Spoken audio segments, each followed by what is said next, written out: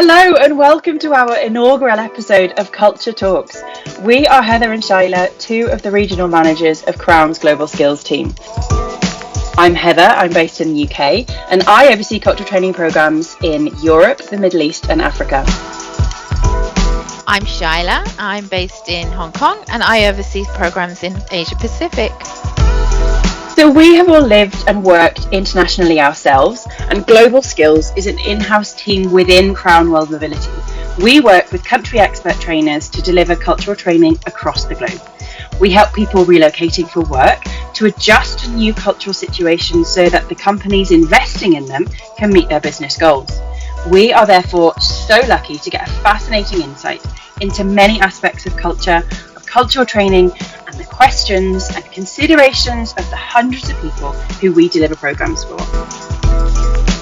Each episode of our podcast, different members of the Global Skills team will join us to pull back the curtain of cultural training, bust some myths, and do this with stories from work and our own personal lives and examples on a different topic each episode. And today's myth is that a cultural training is a one-size-fits-all, a list of do's and don'ts.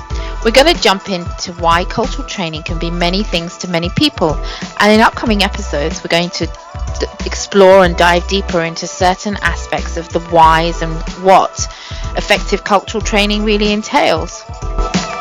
And here's the truth. Talk about pulling back the curtain. This, if you hadn't already guessed, is our first episode and our first podcast. And we want our podcast to grow and evolve, just like we're growing and evolving, and just like culture changes and evolves and grows. So today we're going to be looking at different topics of what cultural training can do.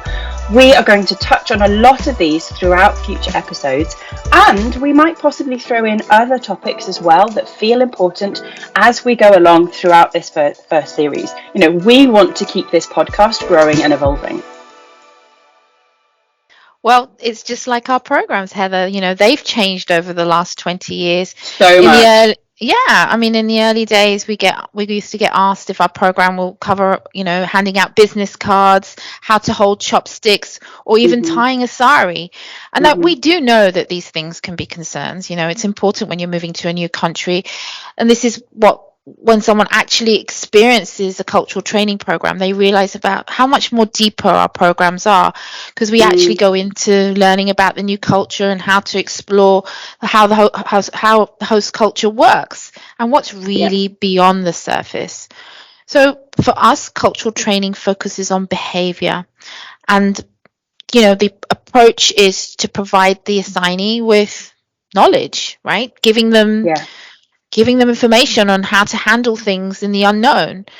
So really, cultural training is really what lies beneath that. So Heather, tell me a little bit about, I know you've lived abroad. How would cultural training have really helped you? Oh my goodness.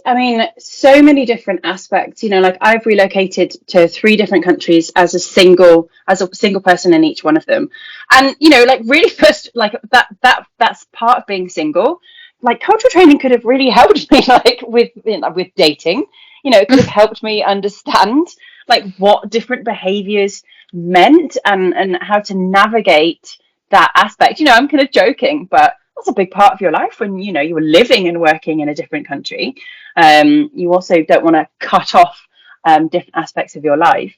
But, dating, building social connections, making friends, understanding people's behaviors. When I first moved to Taiwan, just having insight into why people would how as a British person, how uncomfortable I would feel when people would stare at me.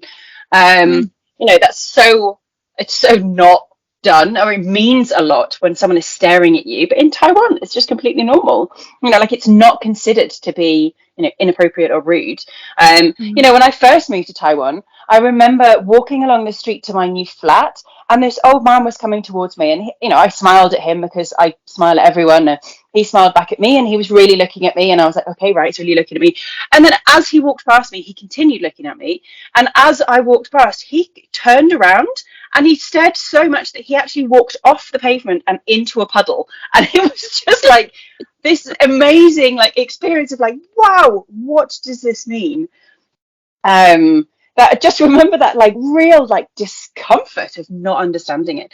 But I mean, outside of outside of work as well, but inside of work, going in to an office. As a British person, it's so normal to eat your lunch at your desk. Like you grab a sandwich, you're just gonna, like kind of say hello to people and sit down and just continue working with you. But going into a culture where teams go out for lunch, and there is that expectation of going out for lunch, and like what that actually meant in navigating those relationships, that would have been so valuable for me. Yeah, I understand, because here in Asia, the relationship building is crucial, and in the workplace, it's going out for lunch with key stakeholders. Your colleagues. You're having a team lunch. This is where decisions are made and negotiations are done, and this could be the make or break. So, all of these face-to-face meetings are so crucial for people when they're wanting to build up their relationships out of the workplace in Asia. And we focus this in the training, right? So even in the US, where you see that the task is more at hand and they're very transactional. So if you've got a US manager working with a team in Asia, in Japan, or in China, it might be that they want to get the task done, and they miss out on the importance of having that lunch and talking to their colleagues out of the office environment. I mean, even for me, 20 years in Hong Kong, I still get baffled about why the door closes, when on the lift, someone's pressing door close, always getting, everyone's in a rush to get somewhere. Yeah, exactly. It's really frustrating if it's someone who, if you're new, moving into a new country, you're just wondering, well, what's going on, right? Why is everybody like being so quick and fast, moving on so quickly?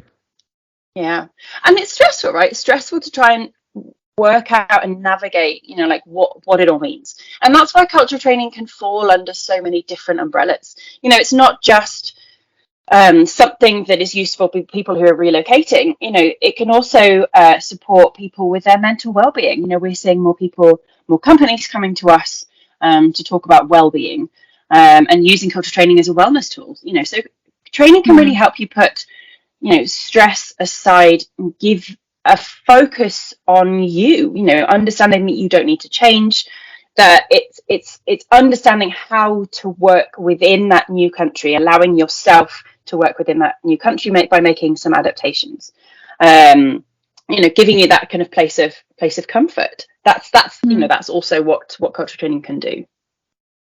Oh, great. And then, we see that with the leaders, people, senior executives. So, okay, Exactly. well-being, but also, how does the senior executive who's going on assignment, how do they manage their style? How do they adapt? We're not asking them to change, we're asking them to modify their behavior. Maybe they, if they're giving feedback in a Asian country where face is so important and they don't understand the concept of face, this could be really quite detrimental. So adapting management styles as well. So it really does help to get a better understanding of what's going on beyond the surface. Absolutely, and it's not even just in Asia. In EMEA, we've recently had a business focused training program for a company that was opening up a new office, and the headquarters were in Australia, and so there was like a lot of like Australian culture coming into France, and it was an interesting example kind of within that was a senior leader, very senior leader, who was very kind of informal. That's how the way that he'd always worked. And he always, part of how he built rapport with his team was to give everybody nicknames. And yeah, he had a nickname for everybody, within the company. There's a much flatter hierarchy in Australia that, like that's how he built his relationships.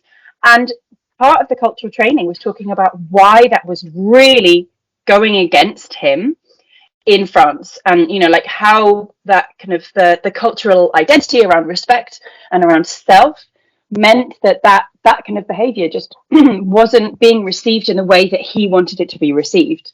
So I mean, that was a nuanced example, but there are just there are so many different ways that understanding can really help businesses meet their objectives and people overcome a lack of understanding.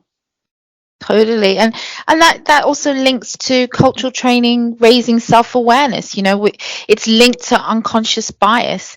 When you're doing a training, you can actually understand a little bit more about the way your management style is, or the way you prefer to do things, and it raises your awareness as well. So nowadays in the virtual world, we see meetings that are done virtually over the phone, and there might be some of our colleagues that are slightly quieter, but it doesn't mean that they don't have the ideas.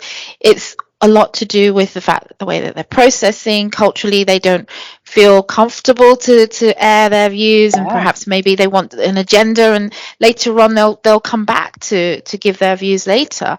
But this is just a great way of seeing it as a form of unconscious bias training. Absolutely. And understanding that what you're doing, as a manager, as an individual, it's not wrong. You're not doing it wrong. But in different cultures, there are more effective ways, perhaps, of doing what you're trying to do, building that rapport, creating those opportunities for people to share their kind of ideas. And that's why, cultural training is also now such a valuable and vital part of general learning and development. We are all working in multicultural environments. Like, I'm in the UK, but if you're in Hong Kong, our entire global skills team is a very, very multicultural organization. Like, we talk, all of us across, like anyone who's kind of working in the corporate world now works in a multicultural environment. It might well be that you've got different cultures within your team. It might well be that you've got your company works with a shared service center in a different country, or you're opening up a new office branch. There's always going to be elements of culture that can really support within a non-relocating workplace. And so this is what we wanted to talk about throughout the upcoming episodes of Culture Talks. We want to really look into what we mean when we talk about culture, the different ways that cultural training can support relocation, can support businesses, can support individuals, and just give that understanding and insight. And at the end of every episode, we want to leave you, our audience, with a question. So today's question is, I would like to invite you,